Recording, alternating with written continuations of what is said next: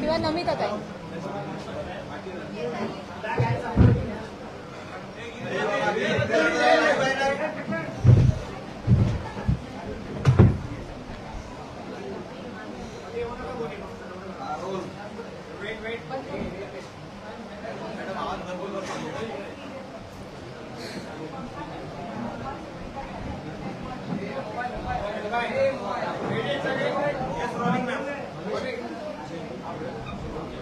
Mic आहे का? Mic आहे? माईक आहे? नाही, इथल्या इथे ऐकू जायला माईक जायचं. हा आहे ना, हातात मध्ये घ्या. हां, आवाज करू मध्ये ठेवू.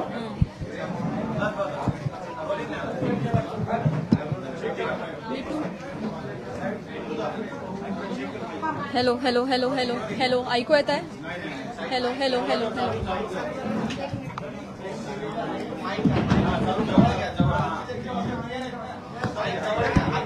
हॅलो, आता थोडा वेळ घेऊन खायचा.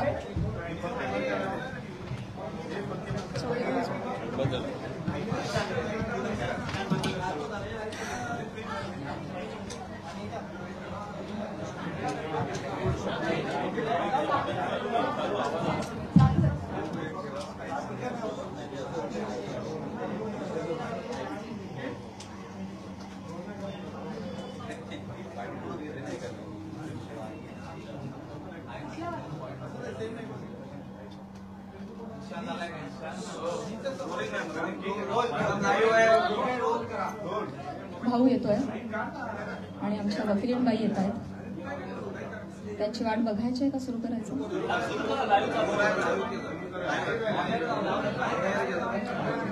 सगळ्यांना नम्रतापूर्वक नमस्कार. इतक्या मोठ्या संख्येनं तुम्ही सगळेजण आलात, शॉर्ट नोटीसवर आलात, मनापासून धन्यवाद. तुम्हा सगळ्यांना आज आपण इथे का जमलोय हा विषय माहिती आहेच आहे.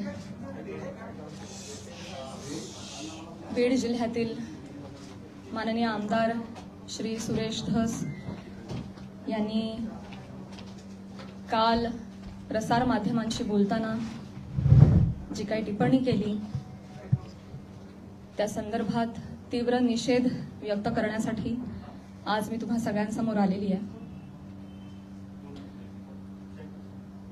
काल नाही तर गेले 1.5 महिन्यापासून हा सगळा प्रकार चालू आहे आणि गेले 1.5 महिने अत्यंत शांततेनं मी या सगळ्याला सामोरी जाते.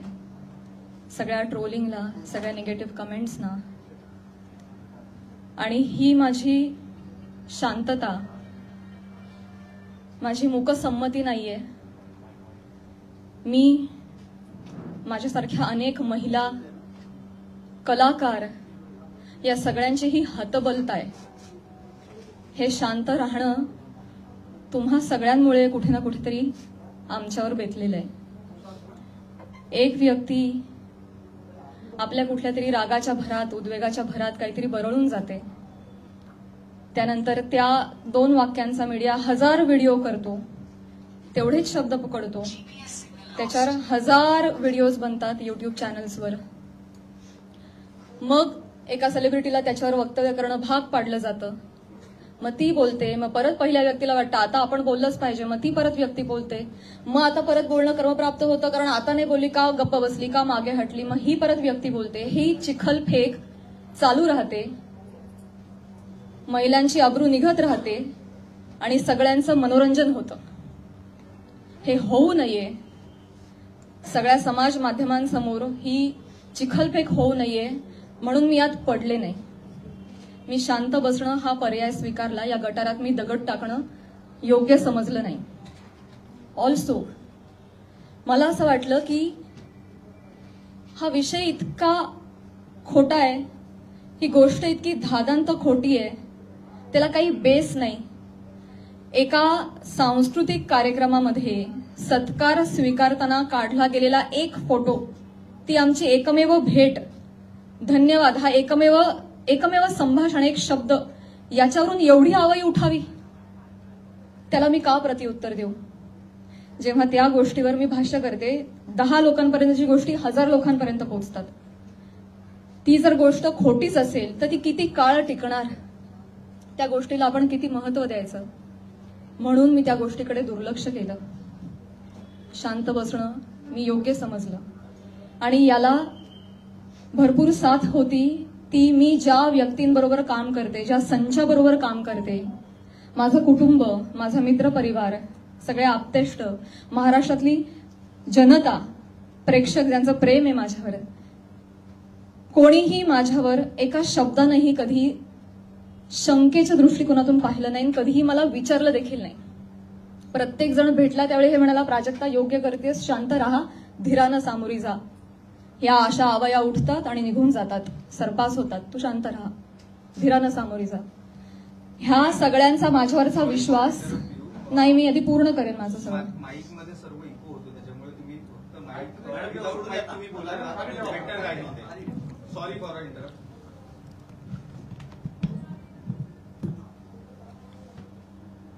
तर ह्या सगळ्या ज्या आवया असतात, जशा निघतात तशाच निघून जातात. असं सगळं असल्यामुळे आणि या सगळ्यांचा पाठिंबा आणि माझ्यावरचा विश्वास इतका दांडगा होता, ही माझ्यासाठी अत्यंत जमेची बाजू होती. त्यामुळे मला माझ्या चारित्र्यावरचं एक्सप्लेनेशन द्यायला समोर यावं अशी गरजच वाटली नाही. आज ही वेळ येतेय, ही अत्यंत नामुष्की आहे आणि ती वेळ आली आहे कारण एक लोकप्रतिनिधी याच्यावर टिप्पणी करतात.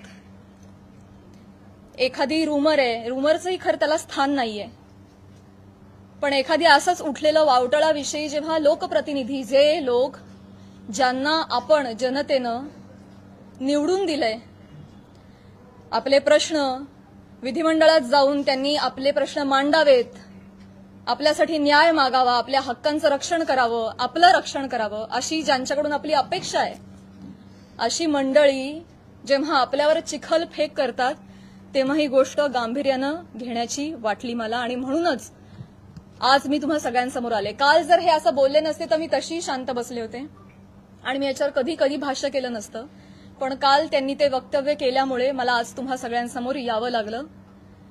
कारण जेव्हा एक लोकप्रतिनिधी असतो जो हजारो लाखोंचं नेतृत्व करतो, लाखो जनता त्यांच्या विचारांना फॉलो करते, जेव्हा ते बोलतात तेव्हा त्यांची विचारधारा लाखोंची विचारधारा होते, ते त्या गोष्टींवर कुठेतरी ठसा उमटवतात आणि खरी आहे असं भासवतात, तेव्हा मात्र ही फार गंभीर बाब होऊन जाते. माझा एक बेसिक प्रश्न आहे सुरेश धस साहेबांना. तुम्ही एक राजकारणी आहात, आम्ही एक कलाकार आहोत. तुम्ही एका दुसऱ्या राजकारणावर कुठेतरी कुरघोडी करताय, टीका करताय, तुमचं जे काय चालू आहे लखलाभ तुम्ही ते करत राहा. या सगळ्यांमध्ये तुम्ही कलाकारांना का खेचता? आम्हा कलाकारांचा ह्याच्यामध्ये काय संबंध? काय बीडमध्ये काहीतरी कायदा सुव्यवस्थेचा काही प्रश्न निर्माण झालेला आहे, त्याच्यावर भाष्य करत असताना कलाकारांवर गाडी का घसरते? बर, ते इव्हेंट मॅनेजमेंट विषयी काहीतरी सांगत होते की यांच्याकडून शिकावं इव्हेंट मॅनेजमेंट, मान्य. पण मग महिला कलाकारांचीच का नावं येतात? का परळीला कधीच कोणी पुरुष कलाकार गेला नाही का कार्यक्रमाला? त्यांची नावं का नाही येत? इव्हेंटमेंटचं तुम्हाला जर एक उदाहरण द्यायचं आहे तर पुरुष कलाकारांची नावं घ्या ना.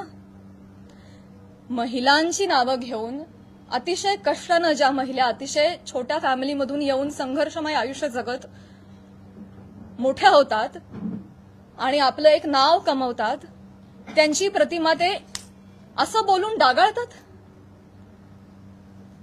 हे कितपत योग्य आहे? तुम्हाला उदाहरण द्यायचे, तुम्ही पुरुष कलाकारांची नावं द्या. पण त्यांनी तसं केलं नाही. त्यांनी त्यांच्या वैयक्तिक स्वार्थासाठी फिल्म इंडस्ट्रीमध्ये काम करणाऱ्या महिलांची नावं घेतली, त्याचा वापर केला, गैरवापर केला. त्यांनी स्वतःचा टीआरपी वाढवण्यासाठी महिलांची नावं घेतली, अतिशय कुत्सितपणे टिप्पणी केली, अतिशय कुत्सितपणे. एक कलाकार म्हणून वेगवेगळ्या शहरांमध्ये जाणं, प्रेक्षकांचं मनोरंजन करणं हे कलाकारांचं काम आहे. आणि फक्त परळी नाही, महाराष्ट्राच्या कानाकोपऱ्यात जाऊन मी याही आधी कार्यक्रम केलेले आणि यापुढेही करत राहणार. आणि सगळेच कलाकार करतात. याआधीही हजारो नेत्यांबरोबर, प्रतिथयश क्षेत्रातल्या सगळ्या मान्यवरांबरोबर फोटो आहेत.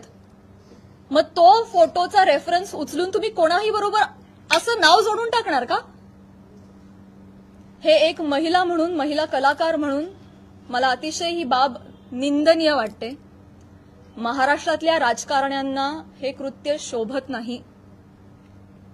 बरं, ते जे बोललेत ते इतकं कुत्सित आहे.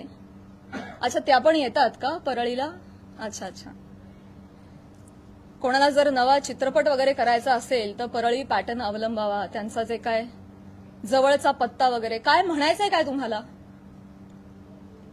तुम्ही फक्त महिला कलाकारांच्या चारित्र्यावर शिंतोडे नाही उडवत आहात, महिलांच्या कर्तृत्वावर सुद्धा तुम्ही प्रश्नचिन्ह उपस्थित करताय. का? कुठल्याही पुरुषाच्या किंवा राजकारण्याच्या कुबड्यांशिवाय एखादी महिला स्वकर्तृत्वावर यशस्वी होऊ शकत नाही का?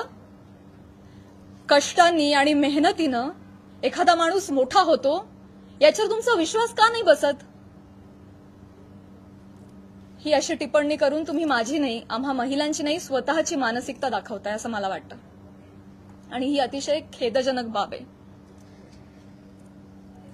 मला पाणी आणि टिश्यू द्या.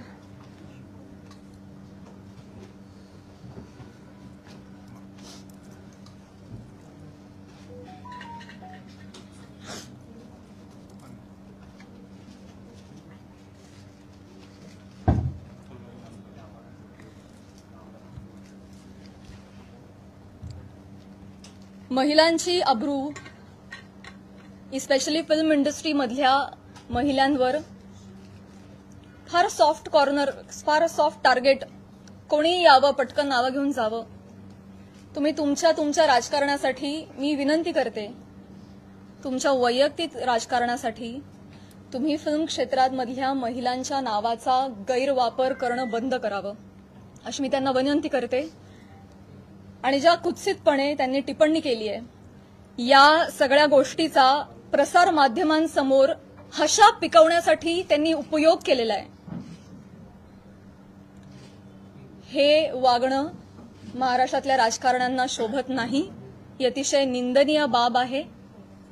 आणि म्हणूनच ज्या कुत्सितपणे त्यांनी टिप्पणी केली आहे आणि हशा पिकवलाय, प्रसार माध्यमांसमोर कसं बोलावं, काय बोलावं याचं ज्यांना भान नाहीये त्यांना मी विनंती करते की त्यांनी तितक्याच विनम्रतेनं माझी जाहीर माफी मागावी. आणि फक्त माझीच नाही, माझ्याबरोबर अनेक महिलांचा त्यांनी चुकीचं नाव घेऊन उल्लेख केलेला आहे.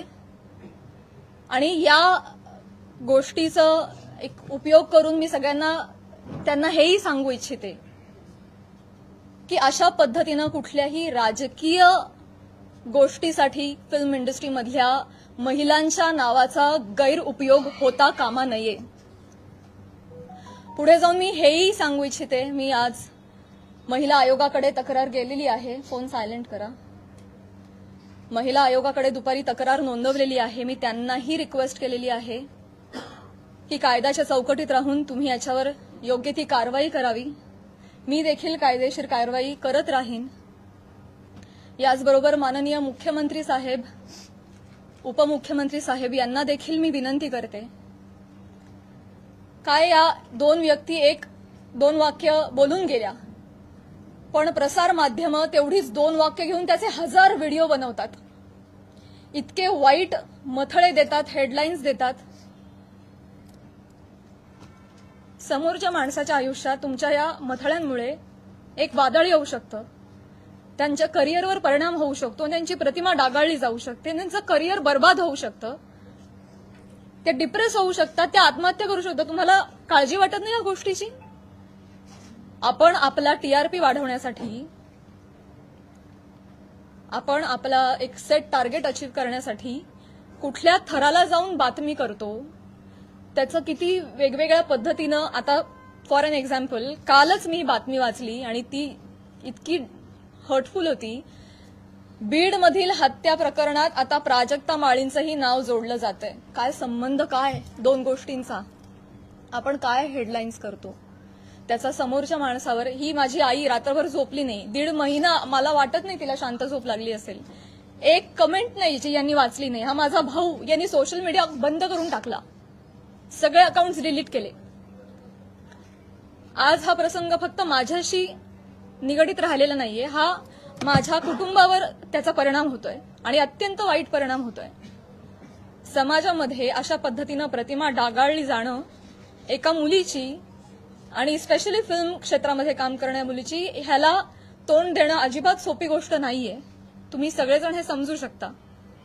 तर तुम्हा सगळ्यांना ही विनंती आणि माननीय मुख्यमंत्री साहेबांना ही विनंती की त्यांनी याबाबत काहीतरी ठोस कारवाई करावी.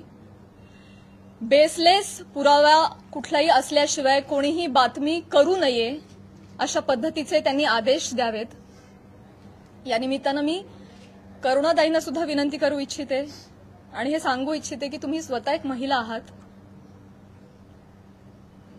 तुम्हाला महिलांना होणारा त्रास तुम्ही समजू शकता. या पुरुष प्रधान संस्कृतीमध्ये जर महिलाच महिलांच्या पाठीशी उभ्या नाही राहिल्या आणि चिखलफेक करत राहिल्या तर कसं होणार? मी सांगू इच्छिते की तुम्हाला जी माझ्या बद्दलची माहिती मिळाली आहे ती अत्यंत चुकीची आहे. तुमच्या माहितीचा जो स्रोत आहे तो चुकीचा आहे करुणाताई. आणि आय एम शुअर की इथून पुढे तुम्ही कुठल्याही गोष्टीची खातरजमा केल्याशिवाय, शहानिशा केल्याशिवाय तुम्ही असं वक्तव्य करणार नाही आणि महिलांच्या बाबतीत तुम्ही देखील संवेदनशील राहाल अशी मी खात्री बाळगते आणि ही मी तुम्हाला विनंती करते. आणि मुख्यमंत्री साहेबांना ही विनंती करते की एका कार्यक्रमातला एका मंत्र्याबरोबरचा एक फोटो याच्यामुळे इतकं वादंग उठावं आणि इतकी आवई उठावी आणि त्याच्यावर हजारो न्यूज पोर्टल्सनी, युट्यूब चॅनल्सनी ह्याच्या न्यूज बनवाव्यात आणि वाटेल तसे ते लाईक्स आणि सबस्क्रिप्शन वाढवत राहावेत.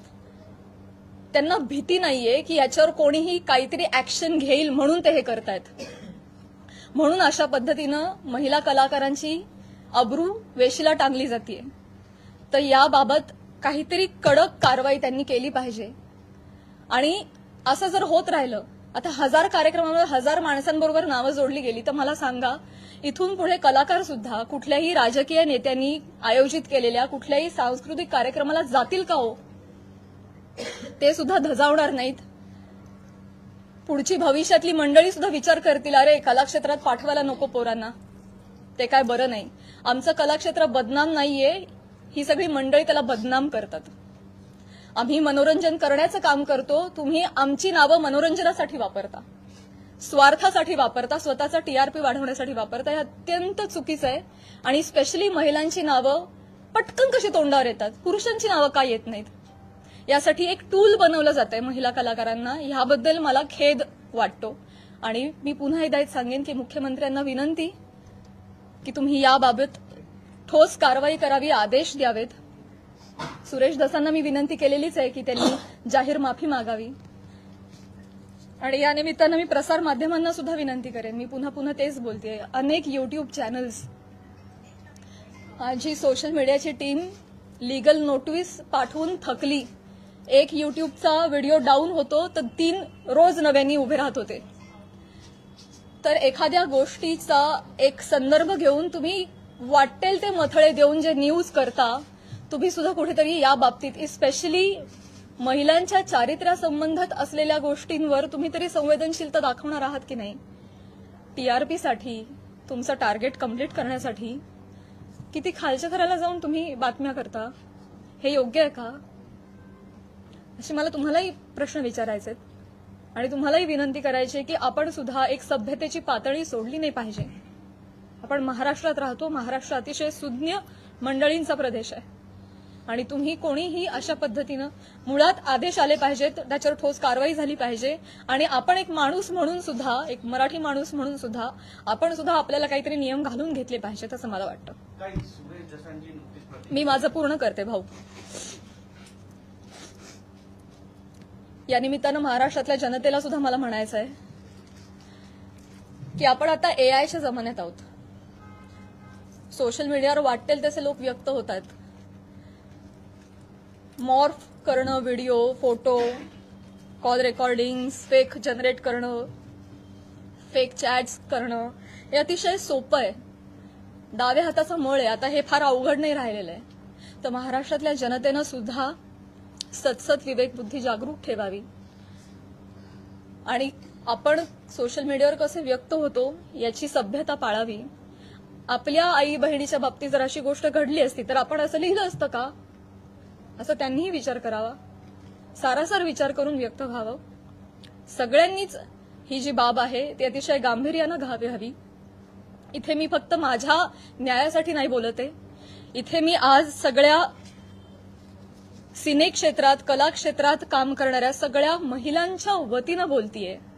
आज त्यांचं प्रतिनिधित्व करते असं मी म्हणेन की समाजामध्ये उजळ माथ्यानं जगण्यासाठी आम्हाला एक फ्रीडम असलं पाहिजे, एक मान सन्मान ठेवला गेला पाहिजे. यासाठी तुम्ही सुद्धा ती डिग्निटी पाळणं गरजेचं आहे आणि तो मान सन्मान देणं गरजेचं आहे असं मला वाटतं आणि तुम्ही ते कराल अशी मी आशा व्यक्त करते.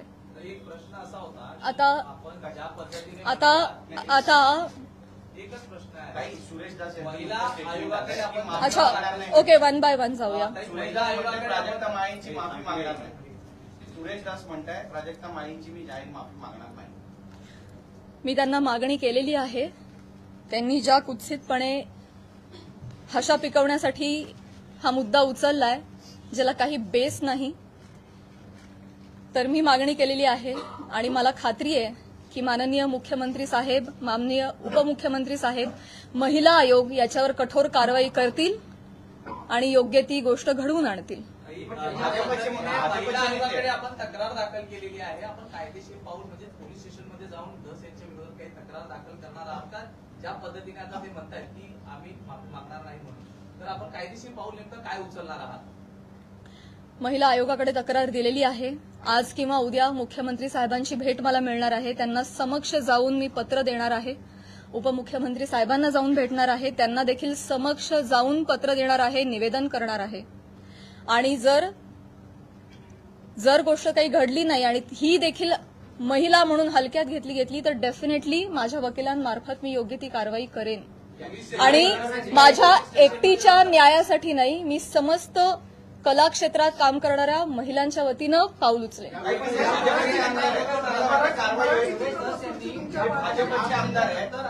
मुख्यमंत्री गृहमंत्री कारवाई करतील असं वाटतं. आता तुम्हाला एक चान्स दिला ना, बाकीच्यांना पण चान्स. या प्रकरणाची सुरुवात तुम्ही उल्लेख देखील केला, करुणा मुंडे यांच्या व्हिडिओपासून झाली होती. तर तुम्ही सुरेश दस यांच्यावरती कारवाई करावी अशी मागणी करताय. करुणा मुंडे यांची तक्रार तुम्ही महिला आयोगाकडे केली का किंवा करणार आहात का? मी ऑलरेडी त्यांना देखील नोटीस पाठवली आहे, करुणाताईंना तेव्हाच पाठवली आणि त्यानंतर त्यांनी काही वक्तव्य केलं नाही, त्या शांत बसल्या. त्यामुळे मी पुढे काही त्यांच्यावर कारवाई केली नाही. डेफिनेटली आहे. मराठी चित्रपटसृष्टी सगळे कलाकार खंबीरपणे माझ्या पाठीशी आहेत आणि मी सगळ्यांचं नेतृत्व करेन.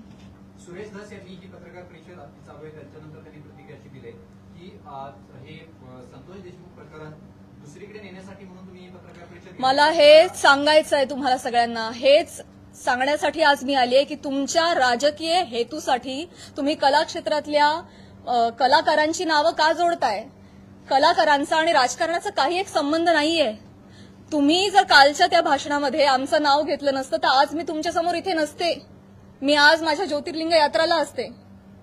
त्यांनी नाव घेतल्यामुळे आज मला इथे बसावं लागतंय. त्यांनी सुरू केली ही गोष्ट.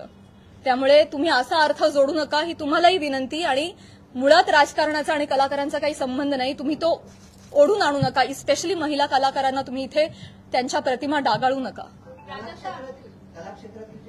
येस, हो, इथे मुलगी बोलतीये. या सगळ्या चिखलफेकमुळे कुठेतरी कलाकार कोणत्याही गोष्टीवर भूमिका घेताना म्हणजे काचकूच करतात असं वाटतं का? भीती वाटते ना, कारण प्रसार माध्यमं त्याला चुकीची प्रसिद्धी देतात. मग यामुळेच पुढे कधी म्हणूनच मुख्यमंत्र्यांना मी विनंती करणार आहे की जर कुठलाही पुरावा नसेल तर प्रसार माध्यमांनी, स्पेशली युट्यूब चॅनल्सनी जर अशा काही बातम्या केल्या तर त्यांच्यावर कठोर कारवाई करावी. इनफॅक्ट तशा पद्धतीचे निर्देश त्यांनी आत्ताच जारी करावेत. सुरेश दादांनी फक्त माफी मागावी एवढंच तुमची मागणी आहे की कारण जरी त्यांनी माफी मागितली तरी त्यांच्यावर कारवाई करण्यात यावी अशी मागणी? मला आहे ना प्रॉब्लेम 1-2 व्यक्तींनी बोलण्याचा नाहीये, या मला प्रवृत्तीचा त्रास आहे.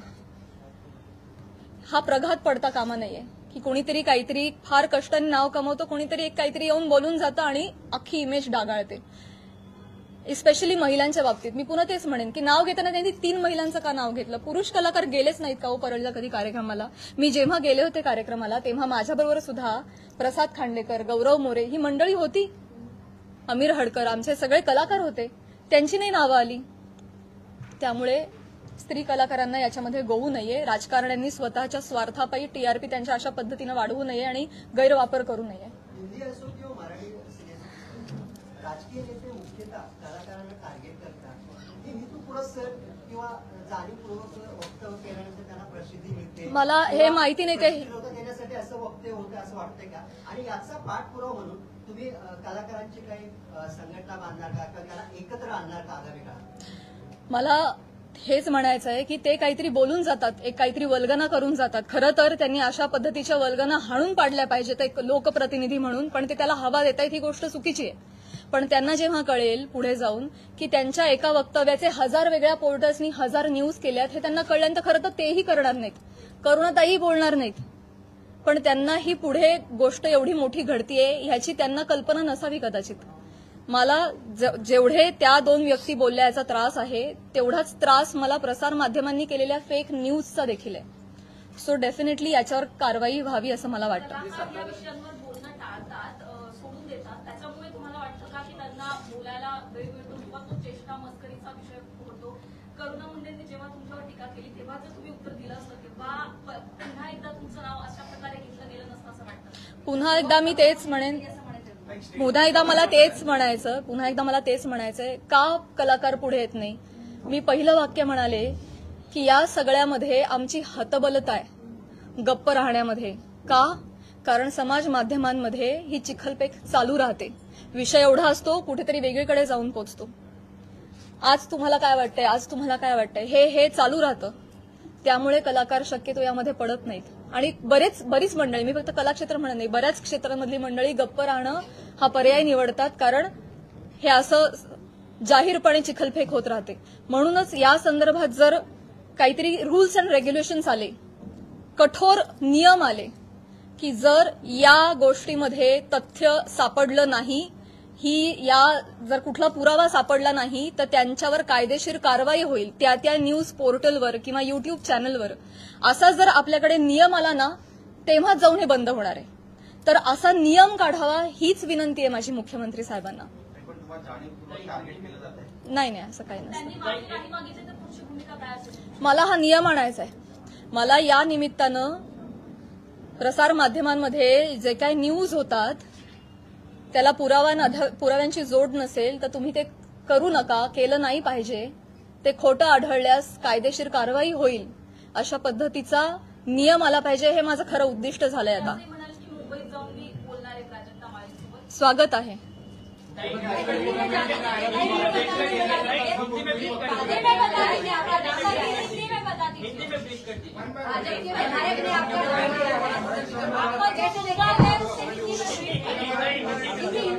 ओके, एका पत्रकाराला एकच देते. एका पत्रकाराला 4 वेळा संधी नाही मिळू शकणार.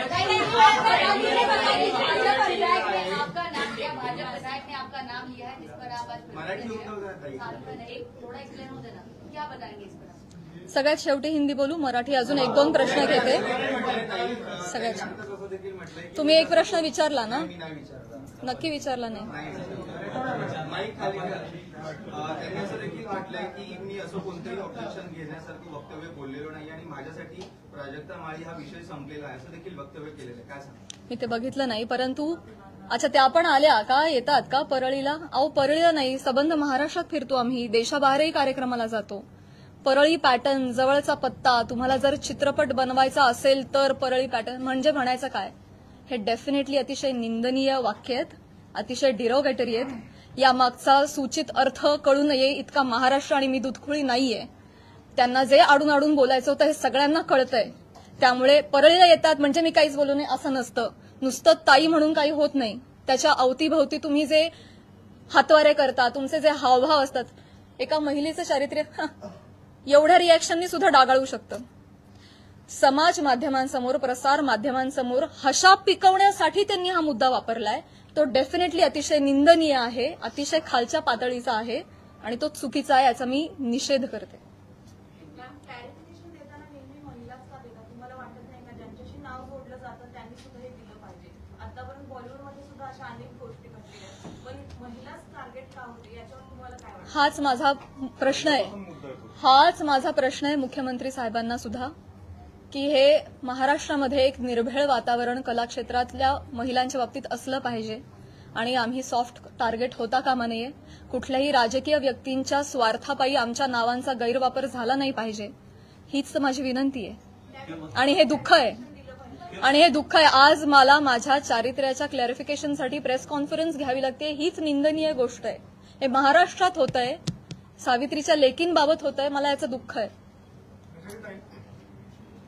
करुणा मुंडेंनी ज्या पद्धतीने सुरुवात केली किंवा सुरेश धसनी ज्या पद्धतीने सुरुवात केली, पण ह्या सगळ्या घोटाळ्यामध्ये ज्या व्यक्तीसोबत नाव जोडलं गेलं, परळीच्या एका व्यक्तीसोबत नाव जोडलं गेलं, तर तुला असं नाही वाटत का की त्या व्यक्तीकडून सुद्धा काहीतरी वक्तव्य आलं पाहिजे की जे काही चालू आहे त्याच्या? नाही, मला नाही वाटत. नाही. मुख्यमंत्री देवेंद्र फडणवीस सुरेश धसांवरती कारवाई करतील असं वाटतं का तुमच्या पिढीनंतर? मी म्हटलं ना, त्यांनी माफी मागणं, त्यांनी बोलणं, त्यांना हा प्रकार चुकीचा आहे हे कळलं पाहिजे. त्याचे परिणाम काय होतात हे कळलं पाहिजे आणि पुढे जाऊन या बाबतीत कठोर नियम झाले पाहिजेत. हे आता माझं मोठं उद्दिष्ट आहे. एका व्यक्ती संदर्भात तेवढा मुद्दा, त्यांची माफी, एवढा छोटा विचार मी नाही करणार. या बाबतीत काहीतरी कठोर निर्णय झाले पाहिजेत, काहीतरी रूल्स अँड रेग्युलेशन्स बसले पाहिजेत. इथून पुढे कुठल्याही महिला कलाकाराला, ही मी आज ह्या सगळ्या गोष्टीची पार्श्वभूमी घेऊन म्हणते, भविष्यात मला किंवा कला क्षेत्रात काम करणाऱ्या कुठल्याही महिलेला अशा पद्धतीच्या गोष्टींना सामोरं जायची वेळ येऊ नये यासाठी मी प्रयत्न करेन. आता तुम्ही म्हणाला की कला राजाश्रय मिळालेले मुक्ती होते आणि असंही म्हणाला की महाराष्ट्रात आम्ही जर नाहीच फिरलो रसिकांचं कसं मनोरंजन होणार? अगदी बरोबर आहे, पण तुम्ही बाहेर नाही गेला तर त्याचं तुमचं नुकसान आहे, तुमचीच कला जनतेसमोर येणार आहे, असं वाटत नाही तुम्हाला? मला प्रश्न नाही कळला. ठीक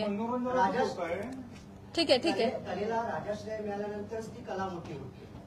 महाराष्ट्रभर फिरताय, राजकारणाचे कार्यक्रम अटेंड करता असं तुम्ही म्हणताय. आता जर नाही गेला तर त्याच्यामुळे तुमचं परिणाम होणार आहे, तुमचं नुकसान होणार आहे असं वाटत तुम्हाला? डेफिनेटली मुळात वेगवेगळ्या शहरांमध्ये जाऊन, वेगवेगळ्या ठिकाणी जाऊन प्रेक्षकांचं मनोरंजन करणं हेच तर कलाकारांचं काम आहे, कर्तव्य आहे.